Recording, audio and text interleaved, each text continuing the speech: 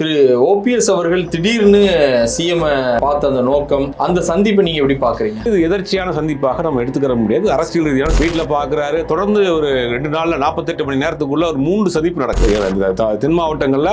அதிமுகவினுடைய கோட்டையாக இருந்த தேனியிலே அதிமுக வந்து அதுதான் இப்ப பெரிய சிக்கல். இவங்க சேர்ந்தாலுமே அந்த கட்சிக்கு ஒரு பெரிய அப்படிதான் இந்த விஷயத்தை பார்க்க போறது. இப்ப அந்த பக்கம் என்ன சொல்றாருன்னா, எடப்பாடி பழனிசாமி வெளியில விட்டோடனே ஓபிஎஸ் ஒரு பெரிய டீம் ஒன்று ஃபார்ம் பண்றாரு. அது வந்து அவங்களுக்கு பெரிய தர்ம சங்கடத்தை ஏற்படுத்துது. இப்ப ஓபிஎஸ் இதை வைத்து எடப்பாடி வந்து சிஎம் இருக்கக்கூடாதுங்கிற ஒரு டிமாண்டை மேலிடத்திற்கு வைக்கிறதுக்கு வாய்ப்பு இருக்கு இல்லையா? பாஜக கூட்டணிக்கு வச்ச 2 டிமாண்டு.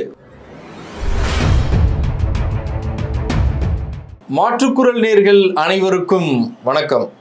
இன்று நம்முடைய அரங்கிற்கு வந்திருப்பவர் மூத்த பத்திரிகையாளர் திரு சுபேர் அவர்கள். வணக்கம். வணக்கம். திரு ஓபிஎஸ் அவர்கள் திடீர்னு சிஎம் பார்த்த அந்த நோக்கம், ஒவ்வொருவரும் ஒவ்வொரு மாதிரியாக வெளியில சொன்னாலும் கூட இன்னைக்கு அப்படிப்பட்ட எந்த ஒரு நோக்கமும் இல்லை, ஒரு தனிப்பட்ட முறையில் உடல் நலம் விசாரிக்கிறதுக்கு தான் நான் போனேன் அப்படின்னு சொல்லியிருக்காரு. அந்த சந்திப்பை நீங்கள் எப்படி பார்க்குறீங்க? இல்லை, சந்திப்பு வந்து அரசியல் ரீதியான சந்திப்பு தான். முந்தையெல்லாம் டெல்லியில் வந்து சோனியா காந்தி அம்மையார் ஆட்சியாக இருக்கிறப்ப டீ பார்ட்டிகளில் பல கூட்டணி மாற்றங்கள் ஏற்பட்டிருக்கு. பிஜேபி கூட்டணியில இருந்து ஒரு டீ பார்ட்டியில் அடுத்த நாள் அது காங்கிரஸ் கூட்டணிக்கு மாறின வரலாறுகள்லாம் இருக்கு. இப்போ தமிழ்நாட்டில் புதுசாக வாக்கிங் மாற்றங்கள், வாக்கிங் அரசியல் ஒன்று போயிட்டு இருக்கு. முதலாளும் வாக்கிங் போறப்ப அவர் முதலமைச்சரை பார்க்குறாரு. ஏன்னா முதலமைச்சரை நீங்க சாதாரணமாக சந்திக்க முடியாது, அதுக்கு சில புரோட்டோகால் இருக்கு. அதனால் முதல் நாள் பார்க்குறாரு, அடுத்த நாள் பார்க்குறாரு, அதற்கு பிறகு வீட்டில் பார்க்குறாரு. தொடர்ந்து ஒரு 2 நாள்ல 48 மணி நேரத்துக்குள்ள ஒரு 3 சந்திப்பு நடக்குது. அப்படிங்கும் போது இது எதர்ச்சியான சந்திப்பாக நம்ம எடுத்துக்கிற முடியாது. அரசியல் ரீதியான சந்திப்பு தான், எல்லாருக்குமே தெரியும். அரசியல் ரீதியான சந்திப்பு தான். தொடர்ந்து பாஜகவில் அவருக்கு ஒரு பிடிமானம் இல்லாத ஒரு சூழல், அங்கே வந்து தன்னை வந்து கைவிட்டுட்டாங்க பாஜக அப்படிங்கிறது அவர் தோணுது. இப்போ பாஜக கைவிட்டதுக்கு பிறகு நம்ம எங்கே போகலாம்? அப்போ தமிழ்நாட்டில் இன்றைக்கி வலுவாக இருக்கக்கூடியது திமுக கூட்டணி தான். அந்த கூட்டணியில் இருப்பது தான் நமக்கு சரியாக இருக்கும்னு அவர் அந்த கூட்டணியை தேர்ந்தெடுத்து அதுக்கான முயற்சிகளை அங்கே செய்கிறார். முதலமைச்சரும் சரி, துணை முதலமைச்சரும் அவரை வரவேற்கிறாங்க. மற்றபடி அந்த அரசியல் சுமூகமாக தான் போகுது. போயிட்டு இருக்கப்பதான் 2 நாளைக்கு பிறகு ஒரு மாற்றம் வருது. திமுகவை எதிர்க்கணும், பாஜகவை எதிர்க்கணுங்கிற ஒரு அறிக்கையை பரபரப்பாக கொடுக்குறாரு. அப்போ பாஜகவை பொறுத்த வரைக்கும் ஓபிஎஸ்சி அவங்க வந்து கைவிடுறதுக்கு, மிஸ் பண்றதுக்கு விரும்பல.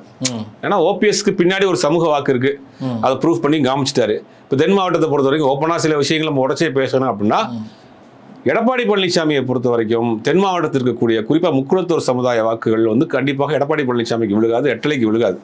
அவங்க என்ன நினைக்கிறாங்கன்னா, கடந்த 30 வருஷமா அதிமுக நம்மகிட்ட தான் இருந்துச்சு. சசிகலா அந்த அம்மையார் தான் அதிமுக கண்ட்ரோலில் வச்சிருந்தாங்க. அவங்க சொல்றவங்க தான் எம்எல்ஏ, எம்பி, அமைச்சர் எல்லாமே. ஆனால் அதை மீறி எடப்பாடி பழனிசாமி கையில் கொடுத்துட்டு போன பிறகு எடப்பாடி பழனிசாமி முழுவதுமாக தன்னை கையில் எடுத்துக்கிட்டாரு அதிமுகவை. இன்னைக்கு அதிமுக நம்ம கை மீறி போயிருச்சு அப்படிங்கிற ஒரு கோபம் அவங்கள்ட்ட இருக்கு. அதனாலதான் இரட்டையிலே 3வது இடத்துக்கு போச்சு. ராமநாதபுரத்தில், தேனியில 3வது இடத்துக்கு போச்சு. தென் மாவட்டங்கள்ல அதிமுகவினுடைய கோட்டையாக இருந்த தேனியிலே அதிமுக வந்து ரெட்டலை 3வது இடத்துக்கு போயிருச்சு. குக்கர் வந்து 2வது இடத்துக்கு வருது. திடீர் ஜெயிக்கு 2வது இடத்துக்கு வர்றாரு. ஏறக்குறைய வெற்றி வாய்ப்பை நெருங்கிட்டு போயிட்டார். 3.5 லட்சம் ஓட்டு வாங்கிக்காரு பலாப்பழ சின்னத்தில். ஓ பன்னீர்செல்வங்கிற பேர்லேயே 4 பேர் இருக்கிறாங்க இதுல ராமநாதபுரத்தில். அப்படி இருந்தும் கூட 3.5 லட்சம் ஓட்டு வாங்கியிருக்காரு. அப்படிங்கும் போது அந்த கோபம் இருக்கும் அவங்கள்ட்ட. நம்ம கையில இருந்த ஒரு கட்சியை வந்து பிடிங்கிட்டு போயிட்டாரு எடப்பாடி பழனிசாமி அப்படிங்கிற ஒரு கோபம் இருக்கு. இப்போ ரெண்டாவது இன்னொரு விஷயத்தையும் நம்ம பார்க்க வேண்டியது இருக்கு. எடப்பாடி பழனிசாமியே ஒரு சமூகத்தின் முகமாகவும், ஓ பன்னீர்செல்வம், டிடிவி சசிகலா அவர்கள் சமூகத்தின் முகமாகவும் தான் பார்க்குறாங்க. இவங்க 2 பேருக்குமே ஒரு கரிஸ்மாட்டிக்கான காமன் லீடர் கிடையாது. இவங்க எப்படி எம்ஜிஆர் மாதிரியோ, ஜெயலலிதா மாதிரியோ, ஜானகி மாதிரியோ, இல்லை இந்த பக்கம் கலைஞர் மாதிரியோ, அவங்க மாதிரியான ஒரு காமன் லீடர் கிடையாது. இவர்களுக்கு ஒரு சாதிய முத்திரை இருக்கு. அதுதான் இப்போ பெரிய சிக்கல். இவங்க சேர்ந்தாலுமே அந்த கட்சிக்கு ஒரு பெரிய ஒரு சிக்கல் தான் வரும். அப்படிதான் இந்த விஷயத்தை பார்க்க போறது. இப்போ அந்த பக்கம் என்ன சொல்றாருன்னா, எடப்பாடி பழனிசாமி பாஜக கூட்டணிக்கு வச்ச 2 டிமாண்டு, ஒன்று அண்ணாமலை இருக்கக்கூடாது, ஒன்று ஓபிஎஸ்க்கு நீங்க உள்ள அலோவ் பண்ணக்கூடாதுங்கிறது. அப்போ பாஜக என்ன நினைக்குது, முதல்ல வந்து உள்ள போயிடுவான், அப்புறம் அதிமுக கைச் பண்ணிக்கிடுவான், அதுக்கப்புறம் நம்ம பார்த்துக்குருவோம். அப்போ இப்போ ஓபிஎஸ் சொல்ற அந்த 2 டிமாண்ட் ஏற்றுக்குறோங்கிறதுக்காக ஓபிஎஸ் அதிமுக வந்து அந்த 2 டிமாண்டை ஏற்றுக்கிட்டு உடனே காலையிலேயே அவரை நீக்கிட்டு மதியானம் நயினார் நாகேந்திரனை போடுறாங்க. ஓபிஎஸ்சியும் அந்த கூட்டணியில் கழட்டி விட்டுறாங்க. அப்படிங்கும்போது ஓபிஎஸ் இப்போ எங்கே செய்யறது தெற்கு திசை தெரியாமல் நிற்கிறாரு. பாஜகவுடைய பிளான் இப்போ என்னன்னா, ஓபிஎஸ் வேறு பக்கம் போய் அது ஒரு வீரியமாக அங்கே ஒரு ஃபார்ம் பண்ணார்னா அது பாஜகவுக்கு பெரிய செட் ஃபேர் ஆகுமே. அதிமுக பாஜக ஓபிஎஸ் இல்லாமல் ஒரு கூட்டணியை அவங்க ஃபார்ம் பண்ணி கொண்டு போகிறப்ப, தென் மாவட்டங்களில் போகிறப்ப எப்படியா இருந்தாலும் அந்த ஓட்டு விழுகாதே. அப்போ அந்த கிட்டத்தட்ட 60 to 70 தொகுதிகளில் முக்குளத்தூர் சமூக வாக்குகள் ரொம்ப ஸ்ட்ராங்காக இருக்குது, வெற்றி வாய்ப்பை தீர்மானிக்கக்கூடிய இடத்துல இருக்கிறாங்க. அப்போ அது நமக்கு ஒரு பெரிய வீக்காக இருக்குமே. இப்போ ஆல்ரெடி தேசிய ஜனநாயக கூட்டணியில் பாஜக அதிமுக இருக்குது, அதிமுகக்குள்ள ஒரு 2-3 பிளவாக இருக்குது. அந்த கட்சியில் கூட்டணியில் இருக்கக்கூடிய பாமக அது 2 பிளவாக இருக்குது. தேமுதிக ஆல்மோஸ்ட் வெளியில் தான் நிற்கிறாங்க. அவங்களுக்கு எடப்பாடி பழனிசாமிக்கு பஞ்சாயத்து ஓடிட்டு இருக்கு. இத்தனை பிளவுகளுக்கு மத்தியில், இத்தனை குழப்பத்துக்கு மத்தியில், இத்தனை பிரிவினைகளுக்கு மத்தியில் ஒரு கூட்டணியை அமைச்சு எப்படி நம்ம ஜெயிக்க முடியுங்கிறது பாஜகவுக்கு தெரியும். அப்போ எடப்பாடி ஓபிஎஸ்சி வந்து வெளியில் விட்டாங்க. வெளியில் விட்ட உடனே ஓபிஎஸ் அங்கே ஒரு பெரிய டீமாக ஒன்று ஃபார்ம் பண்ணுறாரு. அது வந்து அவங்களுக்கு பெரிய தர்ம சங்கடத்தை ஏற்படுத்துது. இப்போ வரக்கூடிய தகவல் என்ன, ஓபிஎஸ்சி சமாதானம் பண்ணக்கூடிய முயற்சியில் இருக்கிறாங்க. வரக்கூடிய 26ஆம் தேதி தமிழ்நாட்டுக்கு வரக்கூடிய பிரதமரை ஓபிஎஸ்சி சந்திக்க வைக்கிறதுக்குண்டான ஏற்பாடுகளும் பண்ணுறாங்க. ஆனால் ஓபிஎஸ் எந்த மாதிரி முடிவு எடுக்க போறாருங்கிறது தெரியல. அதற்கு பிறகு விஜய் தரப்பிலிருந்தும் ஒரு பேச்சுவார்த்தை நடந்துட்டு இருக்கு. இன்னொரு கேள்வி, இப்போ ஓபிஎஸ் அவர்கள் அதிமுக பாஜக கூட்டணியில் இருந்தால் திரு எடப்பாடி அவர்கள் முதல்வராக வர்றதுக்கு ஓபிஎஸ் வந்து வேலை செய்வாரா, கூட்டணியில் இருப்பாரா? இல்லை, அதுதான் சிக்கல். இப்போ உள்ள வர்றதே அவருக்கு ஒரு தர்ம சங்கடமா இருக்கு. வந்தாலும் என்னன்னா ஓபிஎஸ் உள்ள திருப்பி கட்சிக்குள்ள வந்துட்டாருன்னா இவருக்கு நேரடியான போட்டியாளர் அவராக தான் இருப்பார். அப்போ ஒரு போட்டியாளரை இவரே எப்படி உள்ள விடுவாரு?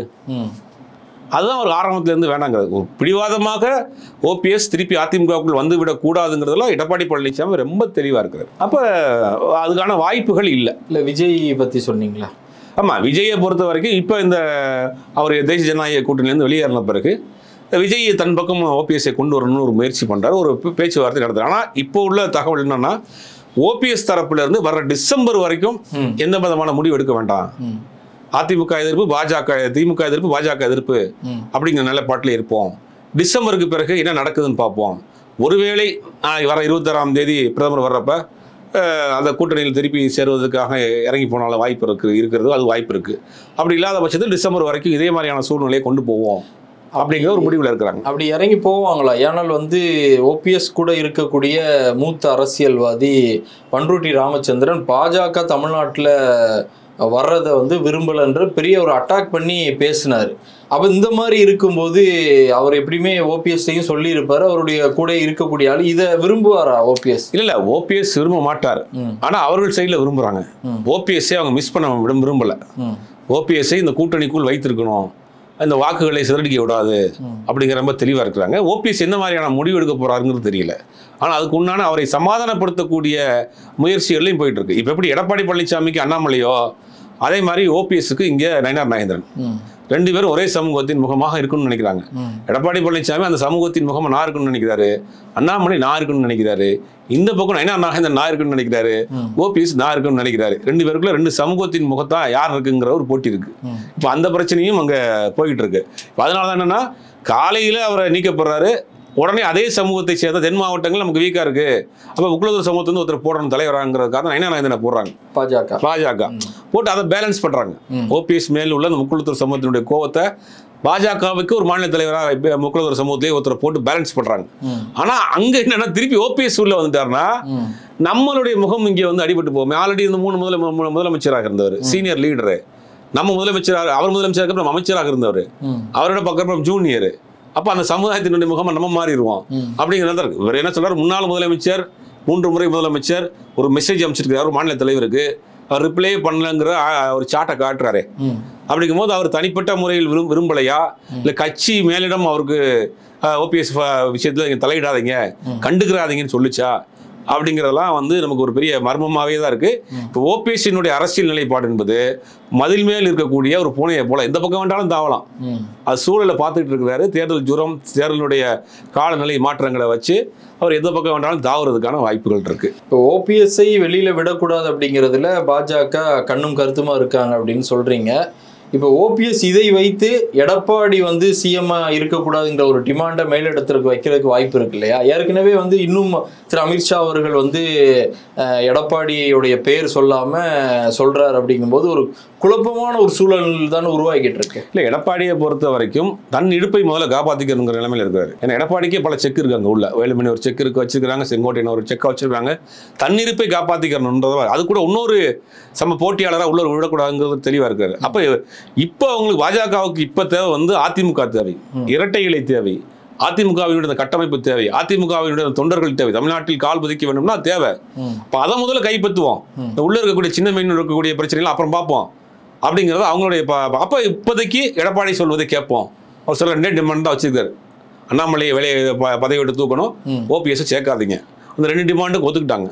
தேர்தல் முடிந்த பிறகு இதை விட ஓபிஎஸ்ஸை எப்படி இவங்க வந்து நடாத்தில் கட்டி விட்டாங்களோ அதை விட மோசமான நிலைமைக்கு போயிடுவார் எடப்பாடி பழனிசாமி. தேர்தல் முடிவுகள் எப்படி வந்தாலும் சரி, இபிஎஸ்சியினுடைய நிலைமை மிக பரிதாபத்திற்குரிய நிலைமையாக மாறிடும். அதுதான் அவங்க செஞ்சிருக்கக்கூடிய எல்லா மாநிலங்களிலும் செஞ்ச ஒரு விஷயம். தமிழ்நாட்டிலும் அதான் செய்ய போகிறாங்க.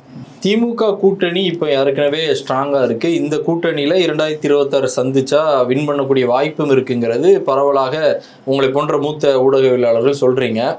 இந்த கூட்டணியை விட இன்னும் பலமாக சில கட்சிகள், அதாவது குறிப்பாக பாமகவினுடைய ராமதாஸ் அவர்கள் தொடர்ந்து சிஎம் வந்து புகழ்ந்து பேசுகிறாரு. அதே போல் சிஎம் அவர்கள் வந்து ராமதாஸுடைய பிறந்த நாளுக்கு வாழ்த்து சொல்கிறாரு. அப்படிங்கும்போது அந்த மாதிரியான சில கட்சிகளும் இன்னும் வர்றதுக்கு வாய்ப்பு இருக்கா? இப்போ தேமுதிகவுடைய தலைவர் பிரேமலதா கூட வீட்டில் போய் சந்திச்சாங்க சிஎம். அப்படிங்கும்போது இன்னும் கூடுதலான கட்சிகள் திமுக பக்கம் வர்றதுக்கு வாய்ப்பு இருக்கா? இல்லை, கூடுதலாக திமுக பக்கம் வருவதை காட்டிலும் எதிரணி பலமாயிடக்கூடாதுங்கிறது திமுக ஒரு கேமன் பண்ணுவாங்க. எல்லா அரசியல் கட்சியுமே பண்றது தான். தேர்தல் நேரத்தில் நம்ம பலமா இருக்கோம், ஆனால் இன்னொரு பலமான அணி உருவாயிடக்கூடாதுங்கிறத பார்ப்பாங்க. அதனுடைய வெளிப்பாடு தான் ராமதாஸ் அவர்கள் இங்கே பேச்சுவார்த்தை, பிரேமலதா இங்கே பேச்சுவார்த்தை, ஓபிஎஸ் அவர்களுடைய இங்கே பேச்சுவார்த்தை. கடைசி நேரத்தில் அவங்க தனியாக நின்னா கூட திமுக வந்து பெருசாக வந்து நஷ்டம் கிடையாது. ஆனால் இவங்க ஒன்றா இருக்கக்கூடாது.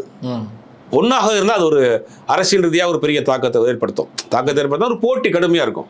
திமுக வெற்றி வாய்ப்புங்கிறது 1000 குறைய அவங்க வந்து உறுதி செய்யப்பட்ட வெற்றி வாய்ப்பாக தான் இருக்கு. ஆனால் அந்த போட்டி வந்து கடுமையாக இருக்கும். ஒன்றிணைந்த அதிமுக, ஒன்றிணைந்த பாஜக, ஒன்றிணைந்த பாமக, ஒன்றிணைந்த தேமுதிக அப்படிங்கிற ஒரு கூட்டணி அவங்க பலமாக இருக்கிற பட்சத்தில் அவங்களுக்கு கொஞ்சம் போட்டி கடுமையாக இருக்கும்.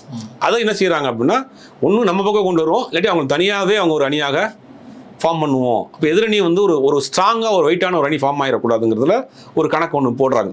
அந்த கணக்குக்கு வந்து பலரும் வந்து உள்ள வந்து போயிட்டு இருக்கிறாங்க. உங்களுடைய நேரத்தையும் கருத்துக்களையும் பகிர்ந்து கொண்டிருக்கிறோம்.